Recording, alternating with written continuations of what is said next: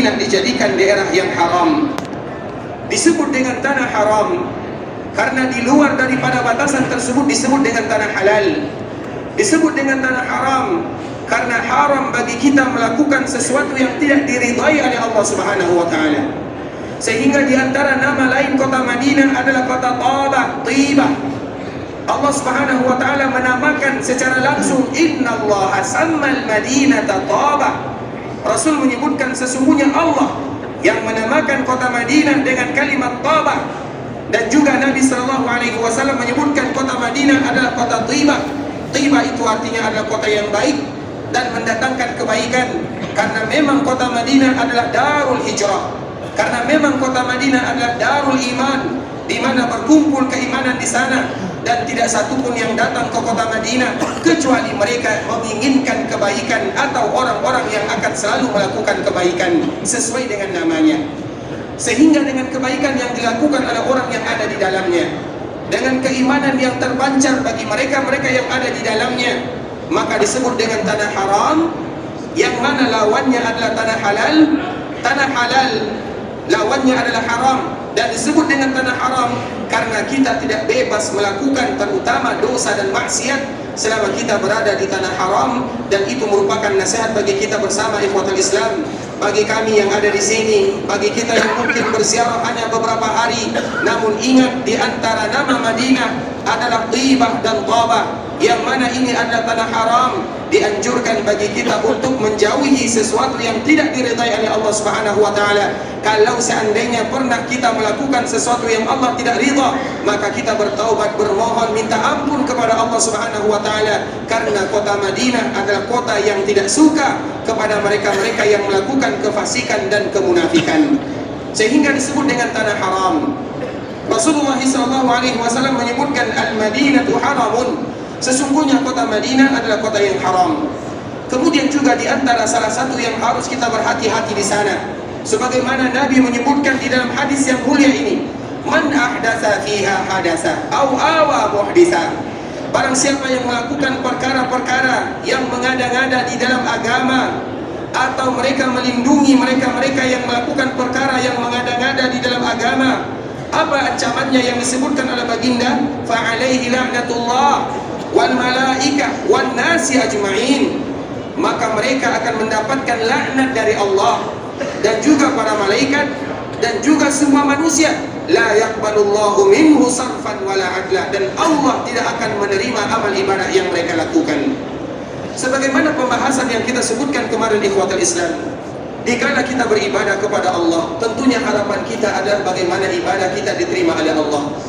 Sebagaimana doa Nabi Ibrahim dikala dia mengangkat bangunan Ka'bah, kemudian Allah menyebutkan apa yang diucapkan oleh Nabi Ibrahim, wa idh yarfa'u Ibrahimul qawa'ida minal baiti wa Ismail rabbana taqabbal minna.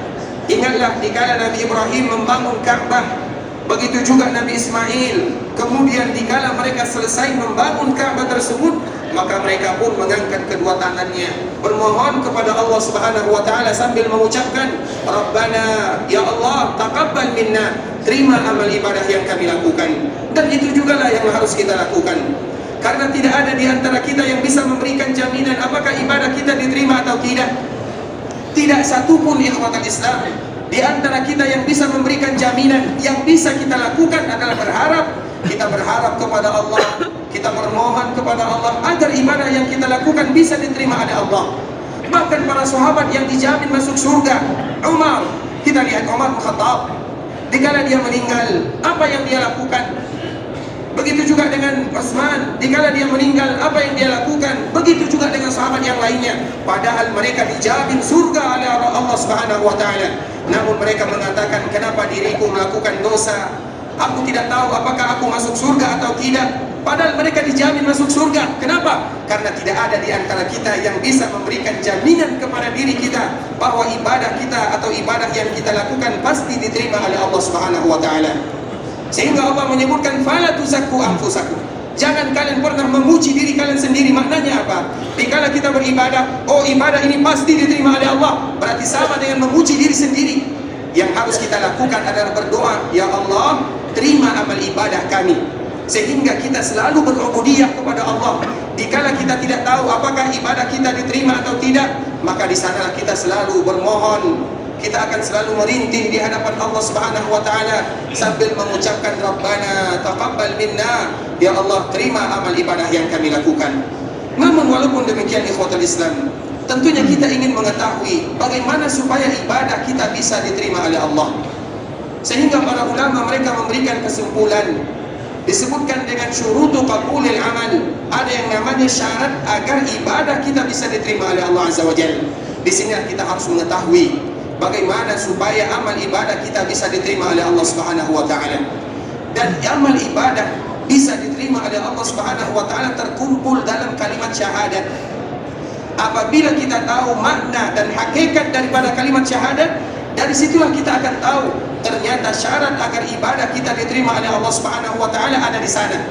Terdapat di dalam kalimat yang sangat indah yang kita ingin hidup di atasnya dan kita pun ingin berjumpa dengan Allah di atasnya, yaitu kalimat asyhadu an la ilaha illallah wa asyhadu anna muhammadar rasulullah.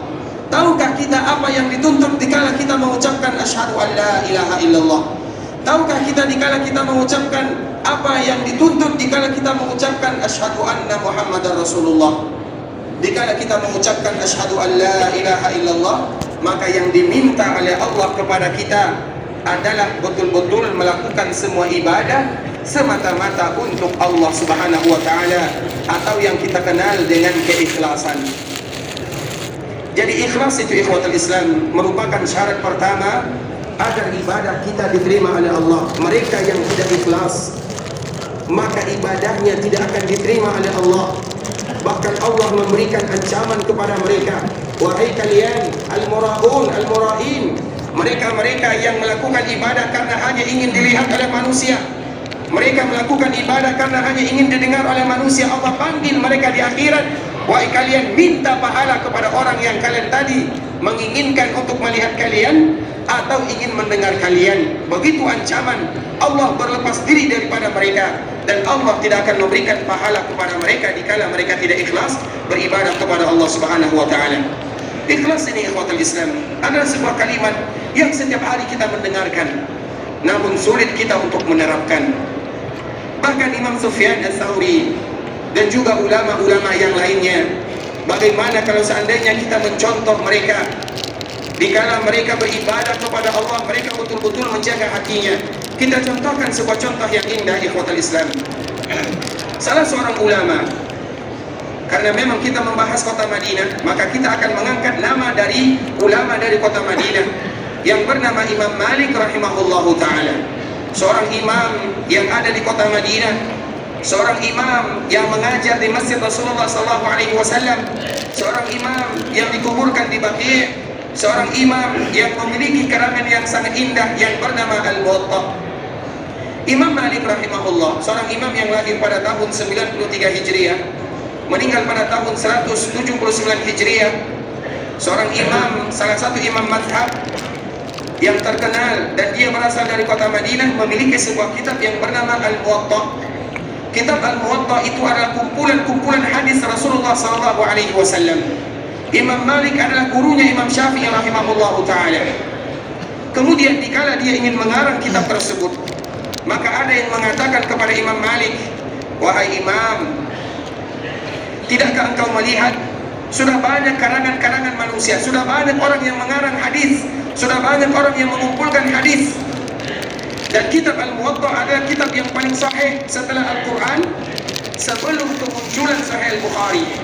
Karena Imam Al-Bukhari datang setelahnya. Sebelum datang Sahih Al-Bukhari, maka yang paling sahih adalah kitab yang dikarang oleh Imam Malik rahimahullahu ta'ala, yang disebut dengan Al-Muwatta. Dikala Imam Malik mengarang kitab Al-Muwatta, maka ada yang mengatakan kepadanya, wahai imam, tidakkah engkau takut kalau kitab kamu ini tidak akan laku? Karena sudah banyak judulnya, sudah banyak, apa gunanya kamu mengarang? Apa jawaban Imam Malik rahimahullah yang dinukilkan oleh Imam Ibn Abdul Bar rahimahullahu ta'ala? Ma kana lillahi yabqa, ma kana lillahi yabqa. Sesuatu yang dijadikan untuk Allah, maka itulah yang akan tersisa. Sesuatu yang dijadikan untuk Allah, itulah yang akan tersisa. Dan betul apa yang diucapkan oleh dirinya, sampai sekarang kitab yang diabadikan oleh Allah Subhanahu wa taala salah satunya adalah kitab Imam Malik rahimahullahu taala, yang dia betul-betul menjaga ikhlas dan menjaga niat di sana, sehingga ini merupakan pelajaran yang sangat berharga bagi kita di dalam semua ibadah yang kita lakukan. Orang yang bersedekah banyak, orang yang berinfak banyak, orang yang membangun masjid banyak, orang yang membangun sekolah banyak, orang yang berhaji banyak, orang yang melakukan ibadah banyak.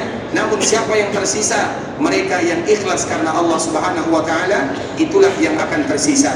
Oleh karenanya ikhwatul Islam, ini merupakan di antara salah satu syarat pertama agar amalan ibadah kita diterima oleh Allah, yaitu bagaimana kita selalu menanamkan rasa keikhlasan di dalam kehidupan, terutama dikala kita melakukan ibadah haji, terutama dikala kita melakukan ibadah umrah, sebuah ibadah yang kita mengetahui bersama ibadah ini merupakan ibadah yang rentan untuk melakukan riya, untuk melakukan sum'ah.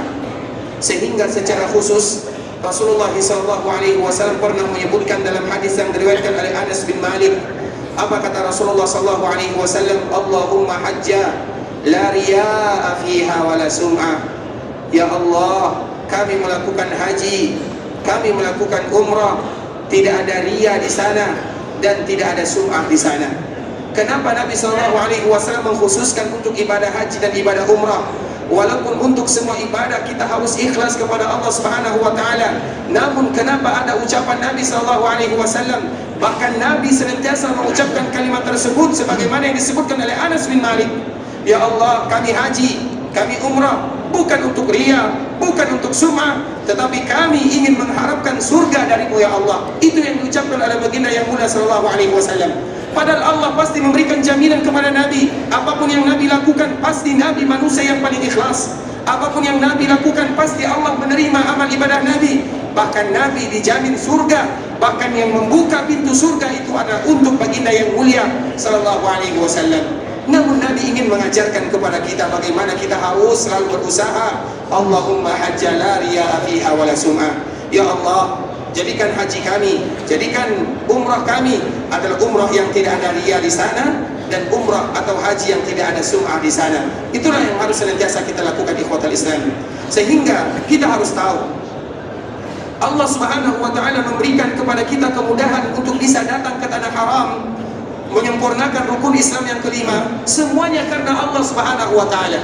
Bukan karena kita ini tidak ada apa-apanya. Yang memberikan kepada kita rezeki siapa? Allah. Yang memberikan kepada kita kesehatan siapa? Allah. Yang memberikan kemudahan kepada kita siapa? Allah. Kemudian dikala kita datang beribadah kepada Allah sampai di tanah haram, kita beribadah ingin dipuji oleh manusia, kita beribadah ingin didengarkan oleh manusia. Tidakkah kita ingin bersyukur kepada Allah Subhanahu wa taala? Bukankah yang memilih kita ini adalah Allah?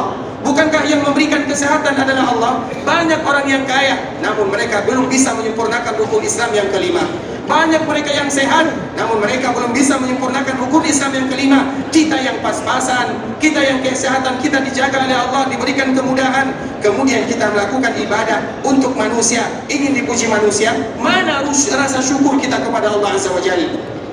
Oleh karenanya ikhwatul Islam, Rasulullah SAW pernah menyebutkan, qala Allah Ta'ala, ana awna syuraka ani syirk. Aku tidak butuh kepada mereka yang beribadah, bukan untukku, kata Allah Subhanahu wa taala. Faman amila amalan asyraka fihi ma'iya ghairi taraktuhu wa syirkah. Barang siapa yang melakukan sebuah amalan yang mana dia ingin pujian atau dia takut cacian, maka aku akan tinggalkan dirinya, kata Allah Subhanahu wa taala di dalam hadis qudsi tersebut. Terutama amal ibadah yang kita lakukan ini. Kita beribadah ikhwatul Islam, terutama rukun Islam yang kelima, sama dengan rukun Islam yang lainnya. Kita bukan mengharapkan pahala dari manusia atau pujian dari manusia. Yang kita harapkan adalah pahala dari Allah Azza wa Jalla.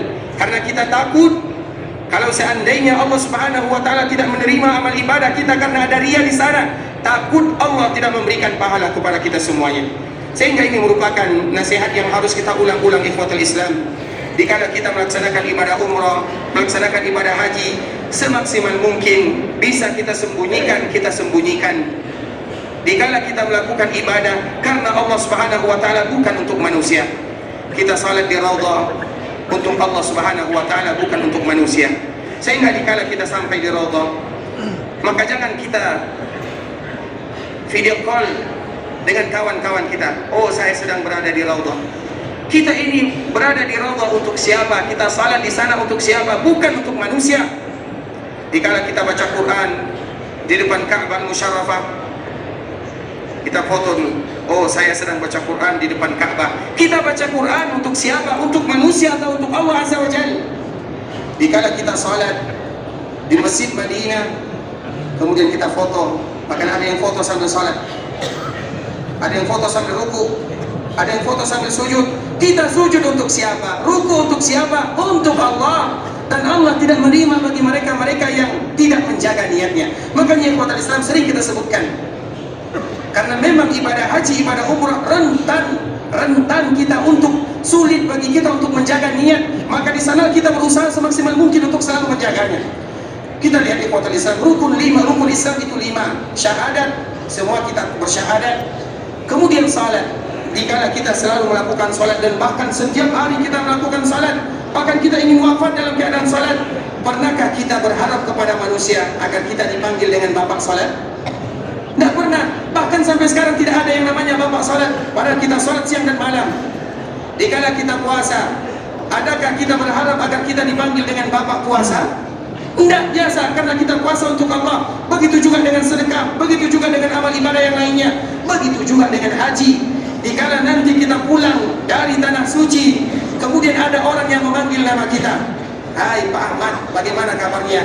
Maka tidak usah marah ikhwatal Islam. Jangan kita mengatakan kepadanya, wahai fulan, tidakkah kamu tahu bahwa peci putih ini mahal harganya? Mau dipanggil, mau tidak dipanggil, tidak usah dihiraukan. Bahkan kita tidak ingin pujian dari manusia. Oleh karenanya ikhwatal Islam, selalu kita ulang. Dikala kita salat, kita tidak dipanggil bapak salat, padahal salat rukun Islam yang paling ditekankan.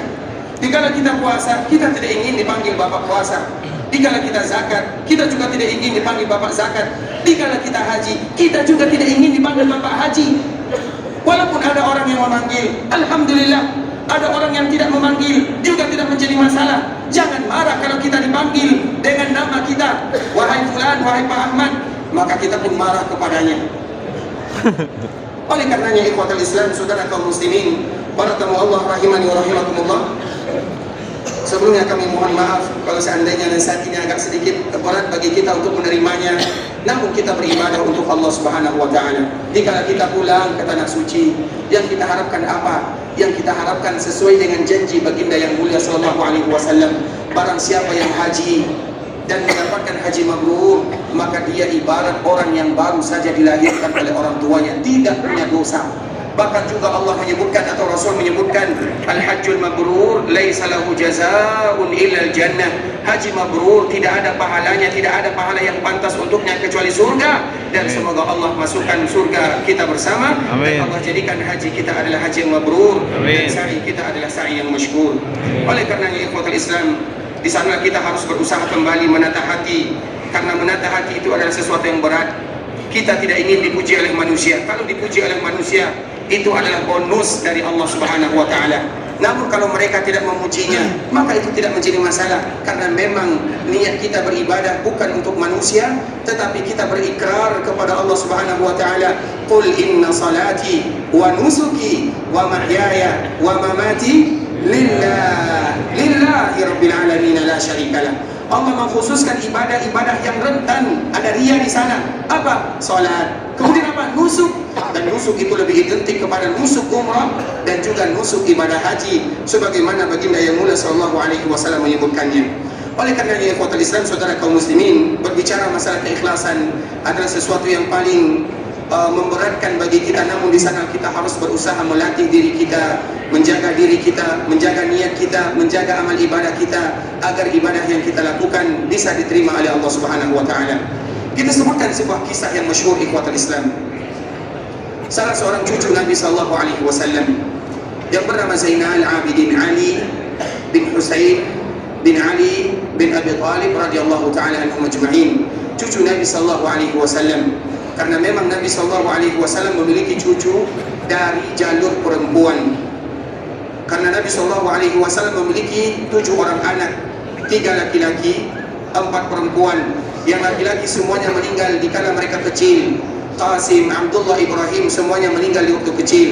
Tersisa putri-putri Nabi sallallahu alaihi wasallam. Yang pertama putri Nabi Ruqayyah yang meninggal di kota Madinah. Kemudian yang kedua adalah Ummu Kulthum. Yang pertama adalah Zainab yang meninggal di kota Madinah. Yang kedua adalah Ruqayyah, istrinya Utsman bin Affan yang juga meninggal di kota Madinah. Yang ketiga adalah Ummu Kulthum, istrinya Utsman bin Affan yang juga meninggal dikala dia masih muda.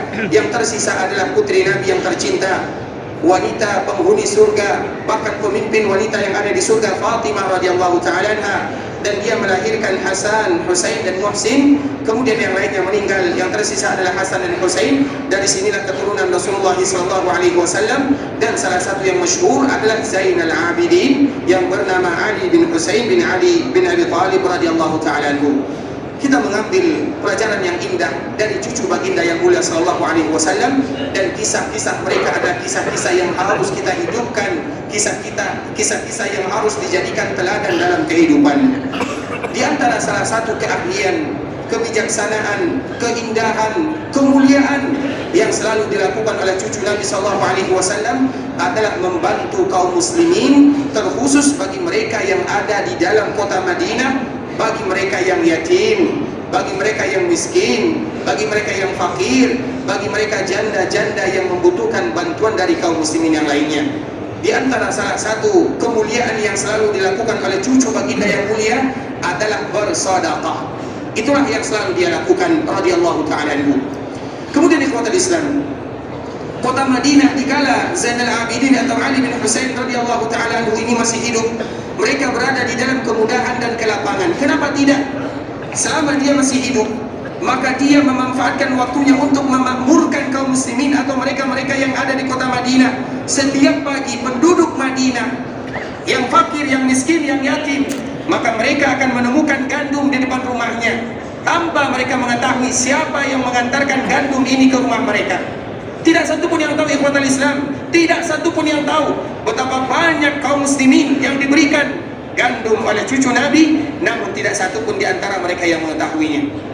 Kapan mereka baru tahu kalau yang memberikan sedekah tersebut adalah cucu Nabi yang mulia sallallahu alaihi wasallam radhiyallahu taala anhu?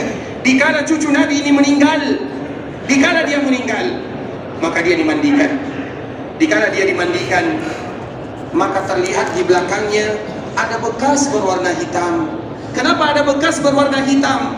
Karena ternyata selama ini dialah yang memikul gandum, mengantarkan gandum tersebut ke rumah-rumah kaum muslimin sebelum fajar. Sebelum fajar, ketika orang tidur, di sana dia beramal, beribadah kepada Allah Azza wa Jalla. Dia membantu kaum muslimin sampai punggungnya berwarna hitam karena saking seringnya dia mengantarkan bantuan kepada mereka yang membutuhkan.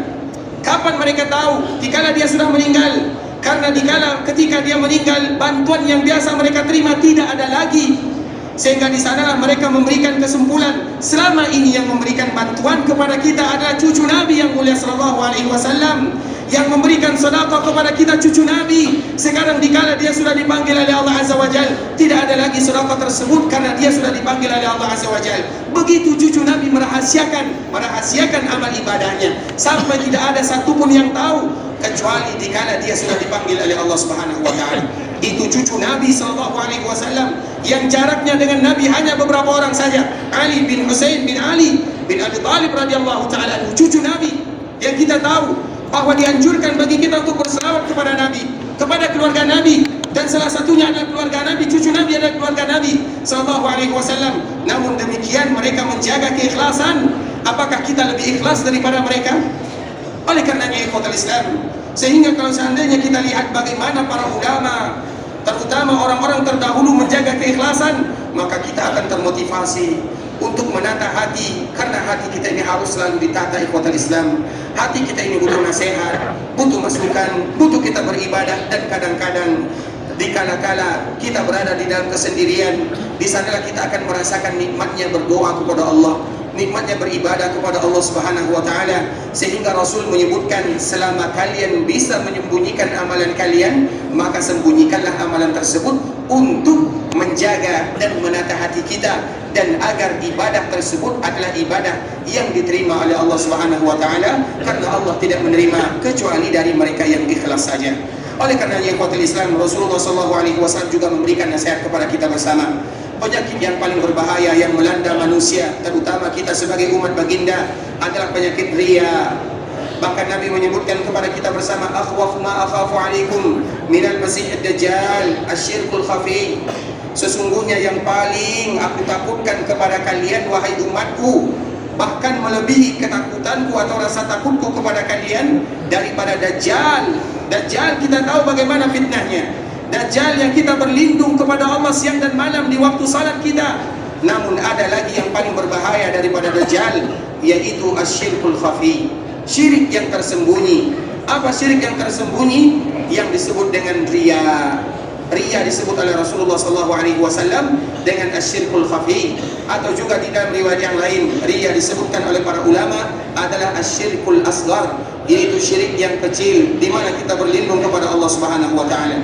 Oleh karenanya ikhwatul Islam, sebelum kita melanjutkan pembahasan kita ini, ada sebuah doa yang harus kita cari, harus kita baca, harus kita hafal, harus kita terapkan sebagaimana yang diajarkan oleh baginda yang mulia sallallahu alaihi wasallam. Ya Allah, sesungguhnya aku berlindung kepadamu an usyrika bika syai'a, agar aku tidak pernah melakukan kesyirikan sedikit pun. Syirik besar kita tahu, beribadah kepada selain Allah semua kita mungkin bisa tahu dan kita bisa hafal, kita bisa menghindarinya. Namun siapa di antara kita yang bisa memberikan jaminan bisa terhindar dari kesyirikan kecil? Dan salah satunya adalah perbuatan riya, yang senantiasa itu adalah sumpah setia syaitan kepada Allah Subhanahu wa taala dikala dia dikeluarkan dari surga. Tidakkah kita tahu dikala syaitan keluar dari surga, apa sumpahnya kepada Allah Subhanahu wa taala? Ya Allah, qala rabbi anzirni ila yaumi yub'atsun. Ya Allah, berikan kepadaku tangguh, berikan kepadaku umur yang panjang. Allah kabulkan permintaannya. Kemudian dikala Allah kabulkan permintaannya, dia mengatakan kepada Allah, ya Allah, la uwiyannahum, aku akan datang kepada anak cucu Adam, datang dari kanan, dari kiri, dari depan, dari belakang, dari bawah, dari segala penjuru, dan aku akan sesatkan mereka semua. Itu sumpah syaitan kepada Allah Subhanahu wa taala. Kemudian dikala syaitan sudah bersumpah kepada Allah, apa kata syaitan setelahnya? Illa ibadaka minhumul mukhlasin. Dia juga yang memberikan pengecualian, kecuali ya Allah, aku tidak akan pernah bisa mengganggu mereka. Siapa yang tidak bisa diganggu oleh syaitan? Yaitu hamba-hambamu yang betul-betul ikhlas beribadah kepadamu. Dia yang bersumpah, dia juga yang memberikan pengecualian, karena syaitan tahu mereka yang betul-betul ikhlas kepada Allah Azza wa Jalla tidak akan pernah bisa diganggu dan digoda oleh syaitan, laknatullah.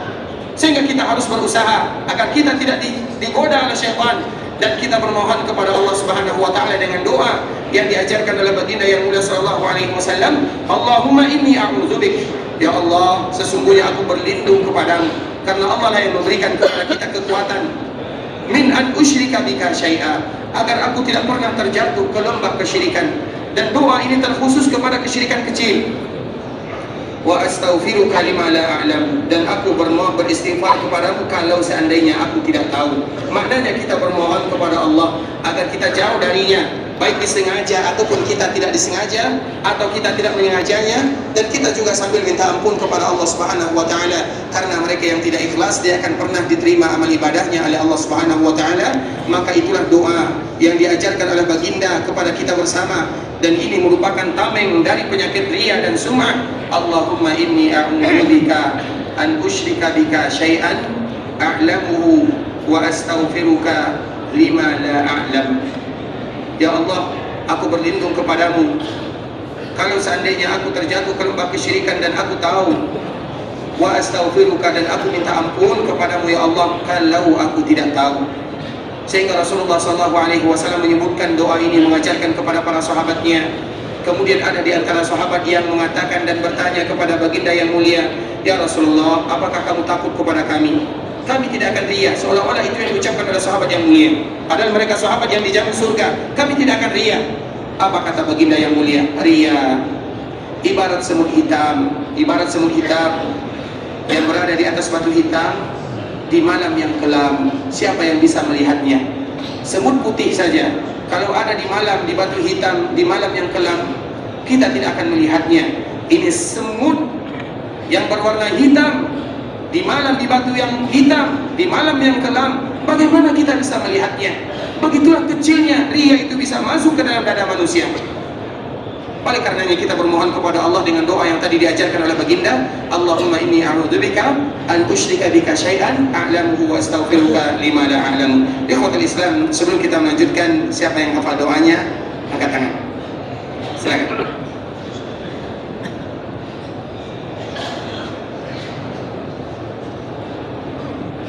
Artinya, tinggal sedikit ya tapi tidak apa artinya.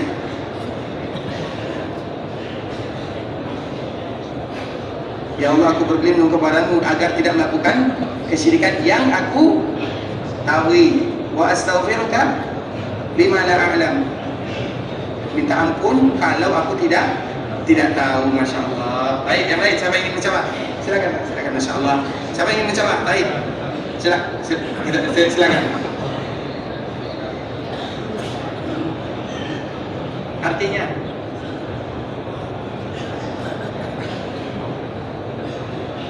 wa astaghfiruka, dan aku minta ampun dari yang tidak aku ketahui. Silakan, Masya Allah. A'udzu bika syai'an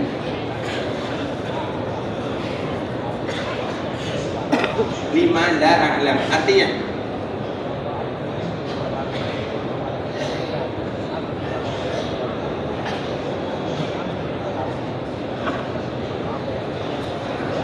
Masya Allah, lancar artinya, kurang lancar bahasanya ya, bahasa Arabnya. Masya Allah. Silakan, Masya Allah, barakallahu fiik. Ayo, siapa lagi yang lancar tanpa salah? Silakan. Masya Allah, barakallahu fiik. Siapa yang berani? Baik, silakan. Tidak boleh salah ya. Baik.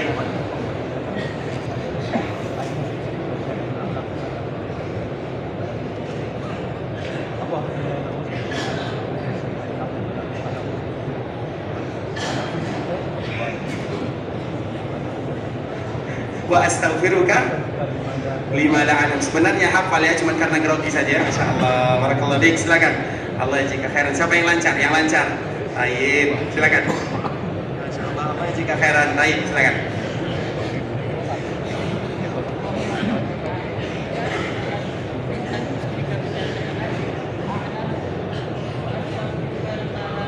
Artinya,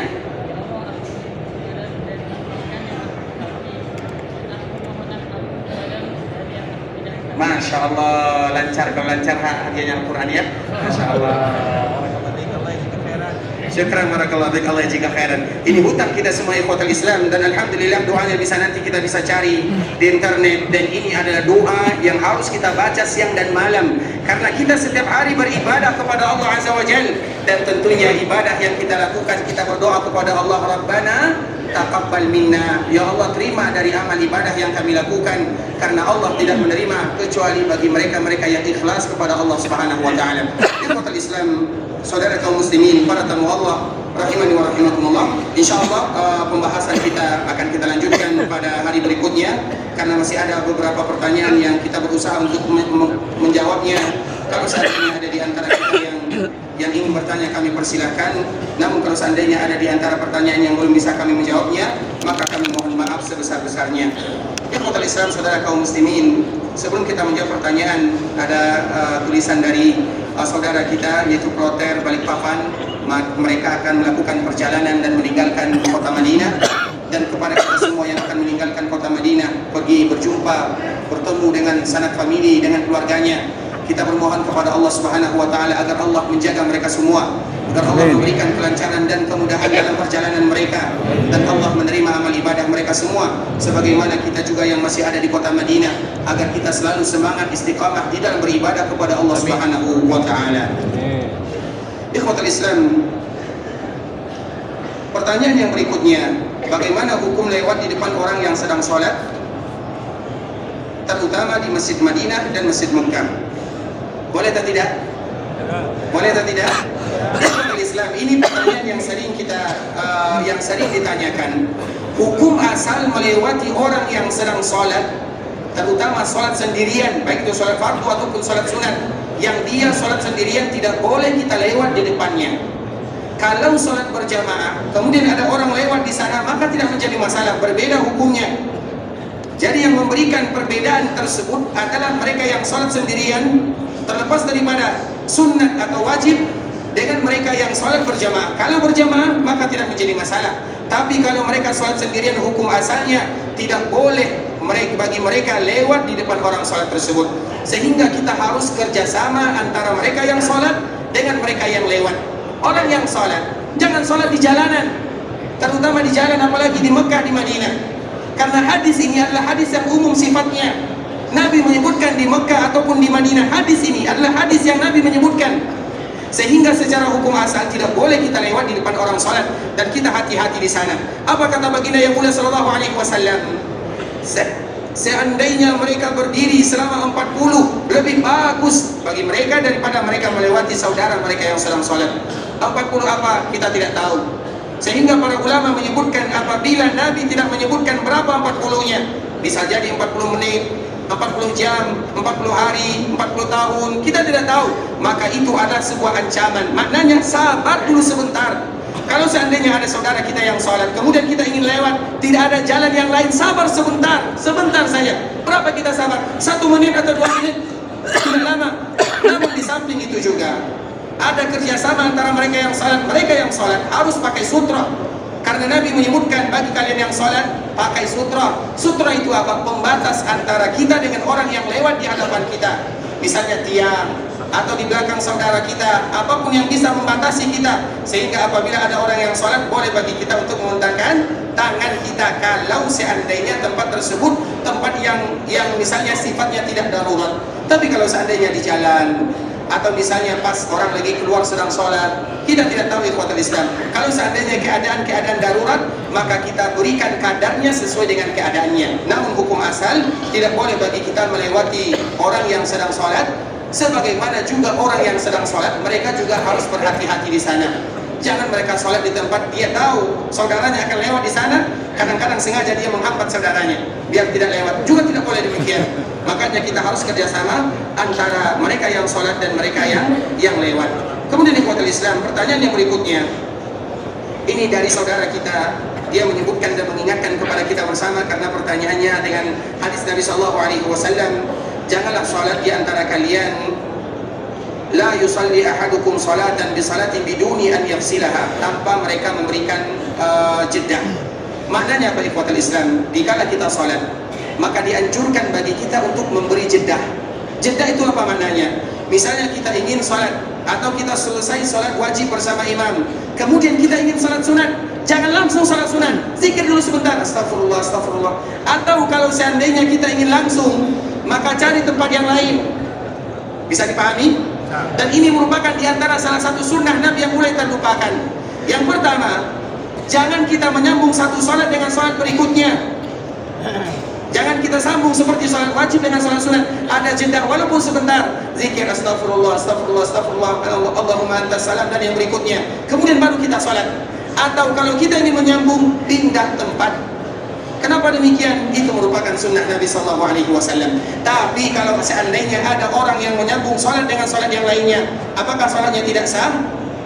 Tetap sah. Tidak ada yang mengatakan tidak sah. Hanya saja ini merupakan di antara sunnah-sunnah Rasulullah SAW, dan tentunya kita ingin mengindahkan sunnah-sunnah Rasulullah SAW. Kemudian ikhwatul Islam, pertanyaan yang berikutnya, mohon penjelasannya tentang ibadah arba'in, yaitu sholat 40 waktu di Masjid Nabawi tanpa putus. Ikhwatul Islam, saudara kaum muslimin, ini bukan pertanyaan yang pertama tentang masalah sholat arba'in. Sholat arba'in itu artinya adalah 40. Dan hadis ini diriwayatkan oleh Anas bin Malik radhiyallahu taala anhu, memiliki 2 versi. Yang pertama, hadis Nabi SAW, barang siapa yang sholat 40 hari, barang siapa yang sholat 40 hari mendapatkan imam atau bersama imam, maka Allah akan bebaskan dirinya dari rasa kemunafikan dan Allah jamin untuknya surga. Bagi mereka yang sholat 40 hari bersama imam, kaum muslimin di mana saja mereka berada. Arba'in ini juga disebut dengan arba'in karena Nabi menyebutkan arba'ina salat. Yang di dalam pertanyaan ini arba'ina salat. Kalau di dalam riwayat yang lain arba'ina yaum, yaitu 40 hari. maka dia akan terbebas dari sifat kemunafikan dan dijamin surga oleh Allah Azza wa Jalla atau dibebaskan dari api neraka. Kemudian hadis yang kedua juga dari Anas bin Malik radhiyallahu taala anhu, terkhusus di masjid Rasulullah sallallahu alaihi wasallam, barang siapa yang salat 40 waktu di Masjid Nabawi, maka akan dihilangkan dari dirinya rasa kemunafikan, kefasikan, dan diselamatkan dia dari api neraka Allah Subhanahu wa taala. Dua hadis dari satu sahabat Nabi yang mulia sallallahu alaihi wasallam. Kalau kita tinjau dari segi jalurnya atau dari segi kekuatannya, maka hadis yang pertama adalah hadis yang sahih, kuat hadisnya. Sedangkan hadis yang kedua, di sini terjadi perbedaan para ulama, dan satu-satunya ulama yang mengatakan hadis ini adalah hadis yang baik atau hadis yang hasan adalah Imam Ibn al-Munzir rahimahullahu taala. Namun Imam Al-Haythami mengatakan kali ini Imam Ibn al-Munzir salah di dalam mengatakan hadis ini adalah hadis hasan. Terlepas daripada itu semua, ikhwatul Islam, alhamdulillah Allah Subhanahu wa taala dan Rasulullah sallallahu alaihi wasallam sudah menyebutkan kepada kita tentang keutamaan yang ada di Masjid Nabawi. Hadis yang jelas, salatun fi masjidi hadza khairum min alfi salah. Barang siapa yang salat di Masjid Nabawi lebih baik daripada 1000 kali salat dibandingkan dengan tempat yang lainnya. Mau salat kita 40, mau salat kita 50, mau salat kita 30, mau salat kita 60, terlepas daripada itu semua. Karena kita juga ikhwatul Islam, mereka yang melaksanakan ibadah haji, ada orang yang tinggal di Madinah setelah haji 3 hari, berarti mereka tidak dapat 40. Ada orang yang tinggal di sini 6 hari, ada di antara kita yang tinggal 8 hari, ada di antara kita yang tinggal 10 hari. Alhamdulillah ada hadis yang jelas, dan kalau seandainya kita bersandar kepada hadis tersebut memberikan motivasi juga tidak menjadi masalah. Namun ada hadis yang jelas, hanya saja ikhwatul Islam, ini merupakan pelajaran atau nasihat dari kami dan untuk kita semua. Biasanya yang membuat permasalahan antara ketua kloter dan jamaah adalah gara-gara arba'in. Karena kita ikhwatul Islam, terutama kita yang ingin safar, bukan kita yang menentukan, kita tergantung kepada jadwal. Kita ada schedule-nya, kita ada jadwalnya.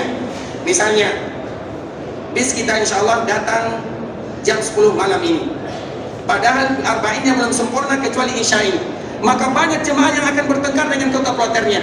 Kenapa belum sempurna arba'innya? Padahal ketua sudah penat, sudah lelah, sudah letih mengurus.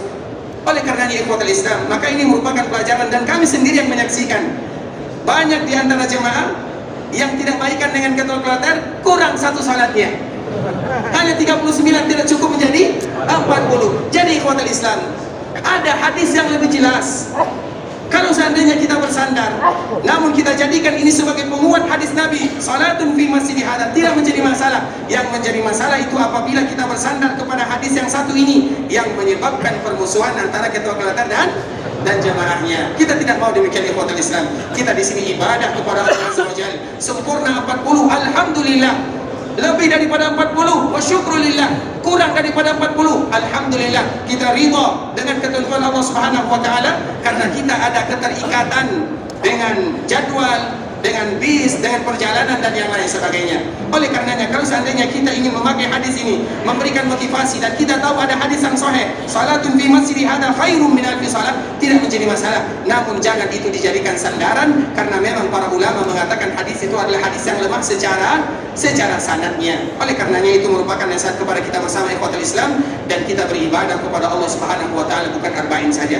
Dan kita juga ingin nanti setelah kita haji, kita juga ingin kembali ke tanah suci untuk berikutnya, untuk melaksanakan ibadah umrah, untuk melaksanakan ibadah-ibadah yang lainnya, dan kita ingin diberikan kemudahan oleh Allah Subhanahu wa taala, karena memang di antara salah satu keutamaan mereka yang melaksanakan ibadah haji dan melaksanakan ibadah umrah, Allah hilangkan dari mereka sifat kefakiran. Dan semoga Allah mudahkan kita kembali untuk selalu bisa melaksanakan dan mengunjungi tanah suci. Amin. Islam, saudara kaum muslimin, para tamu Allah rahimani wa rahimakumullah.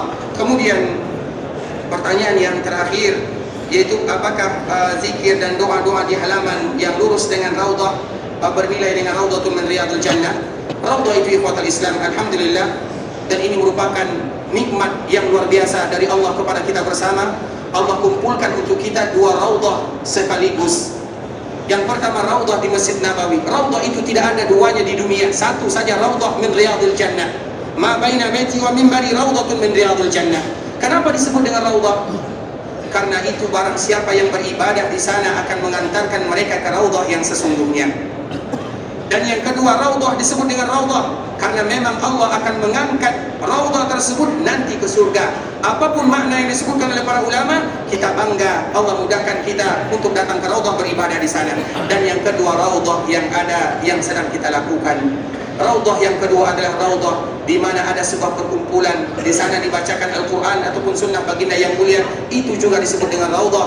Dan semoga Allah berikan kemudahan kepada kita mendapatkan dua raudhah sekaligus, raudhah yang ada di Masjid Nabawi dan raudhah dikala kita membaca hadis-hadis Nabi sallallahu alaihi wasallam. Dan raudhah yang ada di Masjid Nabawi khusus yang ada di dalam, yang di luar tidak mendapatkan bagian daripada raudhah, namun mendapatkan bagian daripada Masjid Rasulullah sallallahu alaihi wasallam, sebagaimana yang insyaallah akan kita jelaskan pada pertemuan berikutnya. Ikhwatul Islam, saudara kaum muslimin, para tamu Allah rahimani wa rahimakumullah, sampai di sini dulu perjumpaan kita bersama. Yang benar dari Allah Subhanahu wa taala, yang salah dari diri kami pribadi karena kurangnya ilmu kami, karena kebodohan dan kejahilan kami. Kami mohon maaf kalau seandainya ada kata-kata yang kurang pas, kata-kata yang kurang berkenan, dan kita selalu berharap bermohon kepada Allah Subhanahu wa taala, ya Allah ampunkan dosa kami. Ya Allah mudahkan urusan kami. Ya Allah ampunkan dosa orang tua kami. Ya Allah ampunkan dosa keluarga kami. Ya Allah ampunkan saudara-saudara kaum muslimin. Ya Allah terima amal ibadah kami. Ya Allah terima salat kami. Terima puasa kami, terima zakat kami, terima haji kami. Jadikan haji kami ini adalah haji yang membawa perubahan dalam kehidupan kami. Jadikan haji kami ini adalah haji yang mabrur. Jadikan haji sa'i kami adalah sa'i yang masykur. Dan pulangkan kami kepada keluarga kami dalam keadaan sehat walafiat. Amin. Rabbana hab lana min azwajina wa dhurriyyatina qurrata a'yun waj'alna lil muttaqina imama. Rabbana srif 'anna 'adzab jahannam inna 'adzabaha kana gharama innaha sa'at mustaqarra wa muqama. Rabbana zalamna anfusana wa illam تغفر لنا وترحمنا لنكونن من الخاسرين. ربنا آتنا في الدنيا حسنة وفي الآخرة حسنة وقنا عذاب النار. وصل اللهم وسلم على نبينا وحبيبنا وسيدنا محمد وعلى آله وصحبه وسلم تسليما كثيرا. سبحان ربك رب العزة عما يصفون وسلام على المرسلين والحمد لله رب العالمين. والسلام عليكم ورحمة الله وبركاته.